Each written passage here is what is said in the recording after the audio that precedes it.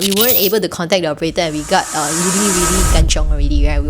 Because we thought the operator sleep already. Then how? We have to sleep in the lobby. People say that Airbnb project can give you 10% ROI every month. Sounds attractive, right? But for many investors, that 10% ROI never happened. Instead, they have to top up a few thousand every month just to cover their maintenance fee, utility bills, and also their loan. And what's even worse is that for some owners, when they step into their unit, they realize that their sofa is being stained, bed destroyed, TV spoiled, and floor filled with scratches, have to spend 4 to 5 figures just on repair itself. So that is when Airbnb's dream turns into a nightmare. Hello everyone, this is Ray. Welcome to another episode of Malaysia Property Review Series. So today I'm gonna do it a little bit differently. I'm currently in Penang right now. I just want to share with you guys some of my experiences with Airbnb a few days ago when I was in JB. So instead of booking a hotel there, I actually opt to book a Airbnb to experience it firsthand. And because of that, I actually came across 3 common problems with Airbnb a lot of people don't talk about. Because sometimes on photos it looks fancy and all, but when you step into the unit, right, it's a whole different world. And I'll also be sharing with you 4 hidden risks and investors should take note of if you're investing in Airbnb. So these are real life risks some of my clients have shared with me before. And these are the kind of risks nobody will tell you up front, and they are the ones that will turn your on paper 10% ROI into topping up a few thousand ringgit every month. Because yes, on paper Airbnb looks like a golden goose, so it can generate positive cash flow every month. But in reality, if you don't know what you are doing, if you pick the wrong project, it could be your worst financial decision ever. So let's dive in. So I believe some of you may have already experienced for yourself how is it like, to stay in an Airbnb. For those of you who don't, this is how it's like. At first, your operator will send you a list of instructions, usually via WhatsApp. So they will tell you where you should collect the keys, and then after that what you should do. That was exactly what I experienced when I was staying in the Airbnb in R&F Princess Cove in Johor Bahru. So for Princess Cove, right, because it has 2 phases and the operator did not state upfront which phase it was. So luckily for myself, I already know there are 2 phases, so I asked the operator. So they told me, this is in phase 2. But imagine for someone who traveled to, JB for the first time, they obviously don't know about all this, right? So they will have trouble finding the blocks because it has different lobby, which you will need to find the correct lobby, which they have a alphabet and number written on the, at the front of the lobby, which you need to find. So imagine if you don't even know which phase is it, and then it's in phase 2, you keep circling phase 1 and can't find it, it's going to waste a lot of your time and energy. So that's the first thing about Airbnb, which may not be so convenient. So for myself, once I found the lobby, another challenge would be I was driving, so I had to park at the roadside to access into the lobby to get the keys from the mailbox. But the problem with the roadside is it's not that wide. So that time I felt a bit like uncomfortable parking there, but no choice because I was driving myself. So after accessing the lobby, the guide will ask you to register. So after registration, then you can go into the mailbox and insert the passcode given and get your keys. So usually it comes with the access card, car parking access card, and also the common area access card and some keys. So after that, you will have to go and search for your parking. That's another adventure for me. So the parking there is a bit confusing as well. So it took me about 10 plus minutes to find the parking. Okay, but long story short, I managed to find a parking and finally access the unit. So it took me about 30 minutes just to reach the unit. So I don't know any one of you have experienced this before. So that particular day, I drove down from KL around 3.5 hours, 4 hours, and then I went for a shooting and meeting a client. So by the time I was at the Airbnb, it was around 8 or 9 p.m. already. It was already exhausted, and then I have to go through all this. So I was a little bit frustrated. So compare that with a hotel, right? So usually you just park your car car, they will have a ticketing system. And after parking your car, you can directly go down to the lobby or go up to the lobby and get your access card, and you can directly access your unit within less than 5 to 10 minutes. So that is the conveniences you get in a hotel, which in most Airbnb we don't enjoy that. So as an investor, I would then think that if I am the Airbnb tenant, right, and I experience all this, it's very frustrating.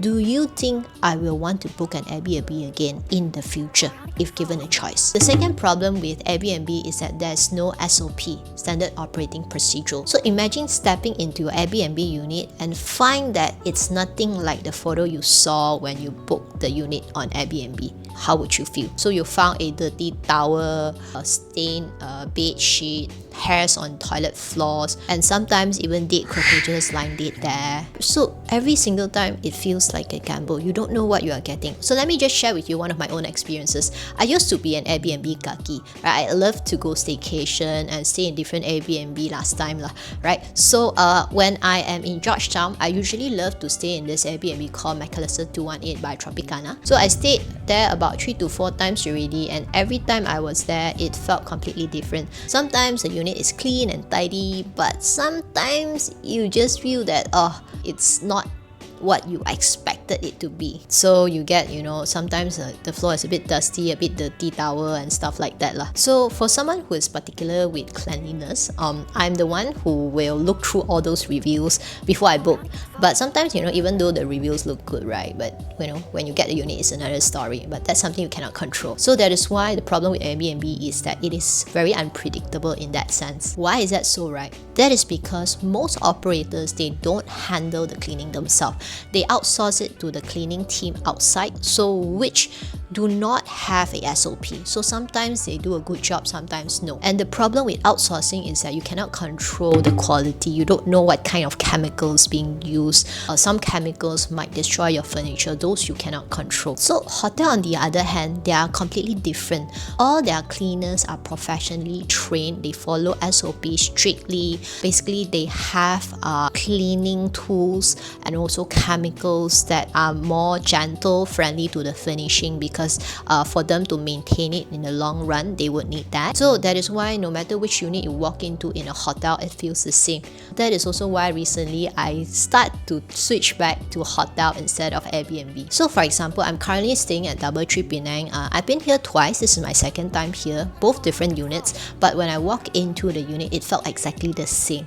So always clean, always tidy, and then it's what you would expect and exactly the same like the photos you saw on booking.com or Agoda. And the best part, if something goes wrong, there's always staff here standing by 24 hours to service you. Which in Airbnb, sometimes you need to wait for the operators to arrange, and sometimes it takes hours. So if it's you, would you top up a bit to stay in a hotel for its conveniences, or would you risk it with Airbnb, which could go either way? So the third problem I face with Airbnb is that there's a delay and I wasn't able to reach out to the operators when I needed to. So a few days ago when I was at RNF, I was literally stuck outside of the unit for about 10 over minutes because, so what happened is this, there was a digital lock set in front, but I was only given 2 access cards. One is the car park access, one is the common area access to access the lift, and also some keys. I actually scrolled through all the WhatsApp messages sent by the operators, and there were no passcode given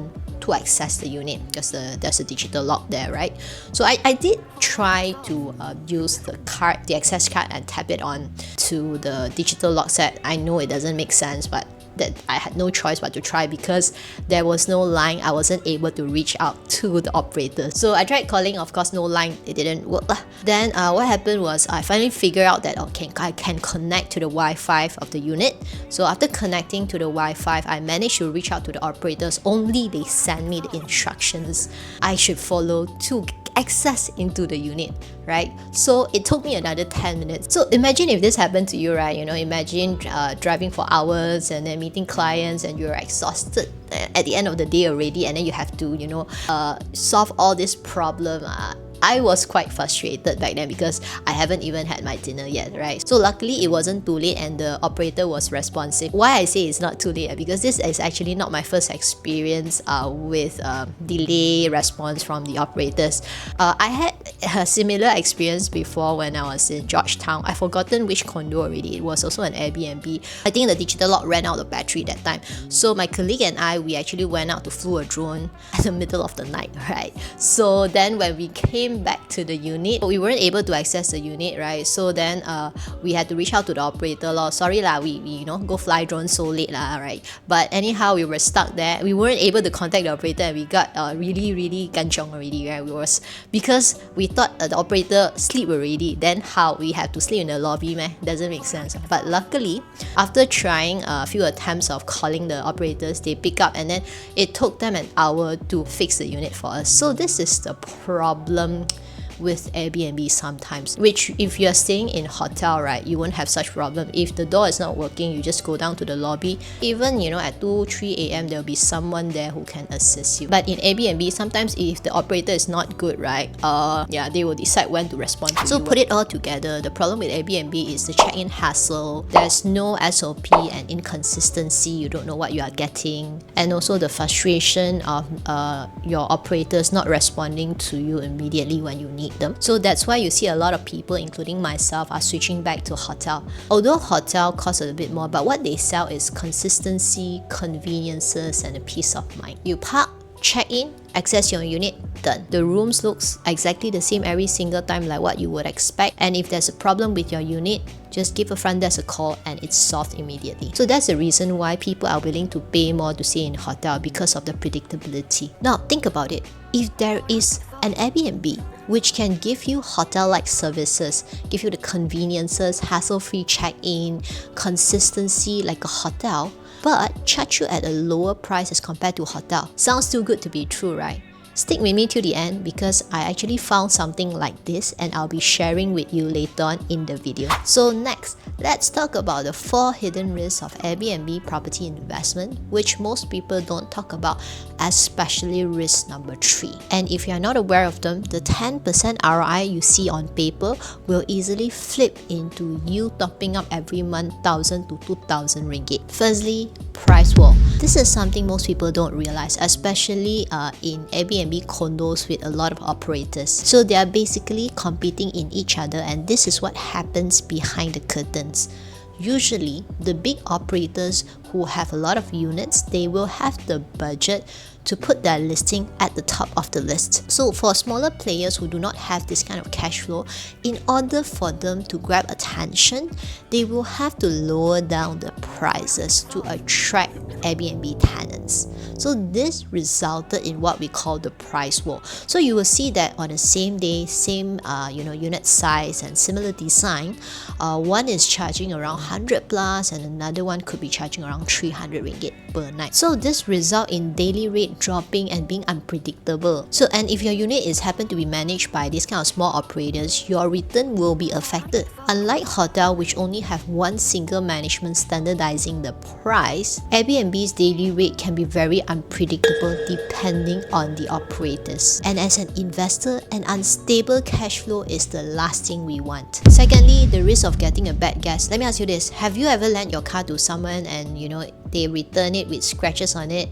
How it feels painful, right? Imagine the same thing happening to your property. So here's the difference between hotel and Airbnb. Hotel, they have security and also they have deposit as well, and most importantly, they are protected by insurance. So in normal Airbnb in a condo, you can only hope and pray that your guests behave, but all it takes is just one careless guest accidentally spilled red wine on your sofa or drag chairs across your wooden floors, leaving it with scratches, and sometimes even damaging maybe your dining table, or worse, stain the mattress beyond repair. And guess who pays for it? Not the Airbnb guest, definitely not the operator. It's you, the owner. So when your margin is already thin, 1 or 2 guests every month could really wipe up your profit. And one of my clients shared this with me. When she got back her unit from Airbnb, she needed to re-renovate the whole thing and spend thousands just to do that. And here's the scariest part. Let's say if your Airbnb runs well, you profit a few thousand every month, right? But suddenly, Malaysia government say Airbnb is banned in Malaysia. What happens? And you may have already seen it on the news. Recently, there has been a proposal to regulate Airbnb in Malaysia. And it's just not talk, it's already happening in places like Penang, where residential condos, residential units can no longer do Airbnb. And if you are caught running Airbnb there, you will face penalty. And places like Singapore, Airbnb is totally illegal. In KL, more and more condos are putting up signs saying no Airbnb, and the management are banning it in certain condos already. So let me share with you another real story from one of my clients as well. She owns a unit at Pavilion Suites. At the beginning, there's no control over Airbnb there, so she used her unit to run Airbnb, and she told me her profit in a month, right, that's the maximum lah, is about 10k. But the moment the management banned Airbnb, everything collapsed. So she had no choice but to go back to do long-term rental, which the return may not be as attractive as Airbnb. So this is a hidden risk a lot of investors are not aware of, right? So once you buy an Airbnb project in a good location, you thought you hit a jackpot, right? Suddenly the condo or the government say Airbnb is banned, then you have to go back to do long-term rental and competing with all the other condos in the market. Lastly, the resale value of Airbnb projects. Unless you plan to hold forever, otherwise you want to sell one day. So the question is, who's going to buy from you? Own stay buyer? So do you think if you're staying in a condo, you would like to stay in a place where there is different people coming in and out from the new unit next door every day? If for me, I wouldn't. So which means most own stay buyer will not buy Airbnb projects. So then it narrows down to investors. So what do investors look at? Investors look at ROI, they look at numbers. So if your property isn't doing a good job, isn't generating a good ROI, do you think they will want to buy it from you? Some owners will need to sell at a loss. So at the beginning, they thought that, today I buy this Airbnb project, it can earn me money, but at the end of the day, they sell at a loss, right? So compare that with normal condos, which people buy for own sale or branded residence.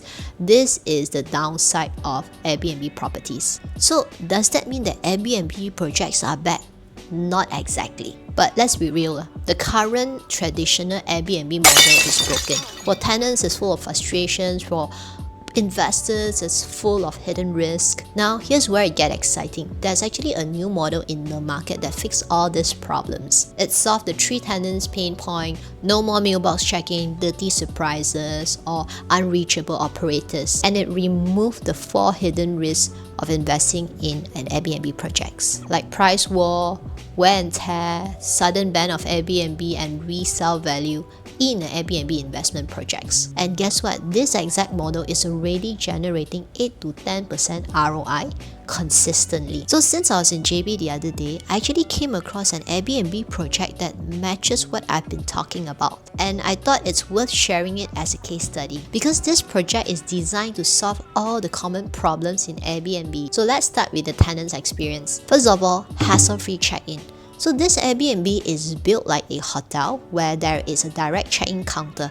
So which means when you arrive, if you are driving, they are using ticketing system like a hotel where you can park your car and then come down to the lobby, get your access card and access the unit directly. So you don't have to go through the hassle of looking for the right lobby and the mailbox to access the unit. And if you're not driving, it's even easier. Just walk into the lobby, get your access card, and you can go up to your unit. So like what I mentioned just now, most Airbnb are unpredictable. Sometimes it's clean, sometimes it's not, because there's no SOP. So this new project actually has an in-house operating team with its own cleaning team that follows SOP. So that is why you'll be expecting every unit to be managed like a hotel room. It's predictable, consistent, and reliable. And if there's ever an issue with the unit, you can always give the front desk a call. Let's say if you're short of towel, they'll be there 24 hours and bring out the towel to you. So in this project, everything is standardized, just like a hotel front desk. If you need anything, you can always come to them. And here's where this project stands out. So unlike most Airbnb projects in the market, this project comes with an in-house operating team. If you want to use your own operator, your operator need to put in a huge sum of security deposit. That is to filter out all the small players in the market to avoid price war. So this keeps the rate standardized and ensure every owner get to enjoy a maximum return. Next, insurance protection. In normal Airbnb, if the guest destroy your sofa or TV, you as an owner would have to fork up that amount to repair it. It's painful, I know. But here, all your furnitures are being protected by the insurance. So if anything happened, the insurance will be there to cover you. So you don't have to take out money from your own pocket. And most importantly, this in-house operator is the only Airbnb operator that's listed on Bursa Malaysia and has an official hotel license. Which means if the government suddenly decided to ban Airbnb in Malaysia nationwide, you can still continue to run Airbnb while other Airbnb are forced to close down, which is also good for you because you no longer have any competition at all. Now, let's talk about resale value. Like I mentioned just now, your buyers will definitely not be own-stay buyers. It will most likely be investors. And investors only care about numbers and ROIs. As long as your property can generate good number, good ROI, you will not have problems selling it out in the future. The real question is, if we look into the JB's market, upon completion of the RTS, will it boost the tourism industry in JB? Will more people choose to stay in JB short term in the future when the RTS is completed? So we don't know what's going to happen in the future, but we can look into the numbers right now. So let's look into a typical 4-star hotel here in JB. Their usual weekdays rate here is around 300 to 400 ringgit per night, while on the weekends they are charging maybe around 5 to 600 ringgit per night for a 4 to 5-star hotel here in JB. On the other hand, Airbnb condo generally charge around 100 to 200 ringgit per night on the weekdays. On the weekends, it can go up to 200-300 ringgit per night. So I'm actually referring to a studio unit. So of course, if your unit is 2 rooms or 3 rooms, you can fetch a slightly higher rate. So think about it.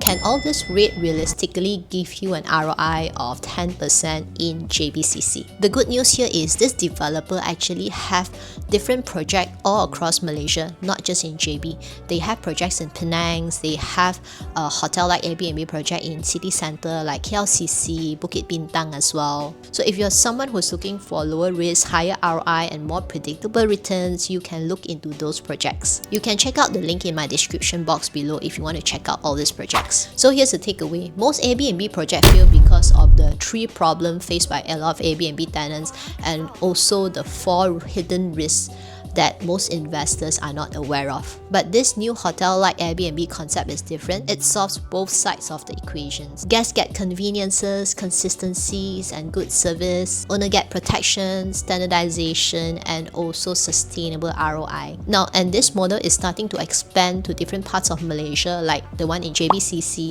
Penang, Kuala Terengganu, Kuantan, and of course city center like KLCC and Bukit Bintang. So the question is, do you still want to gamble on traditional Airbnb or look into this new Airbnb model that is proven to be generating 8 to 10% ROI at least every month? So that's all for today's review. Thank you again for tuning in. If you find this video helpful, feel free to like and subscribe. It will motivate me to create more contents like this. Until we meet again, ciao.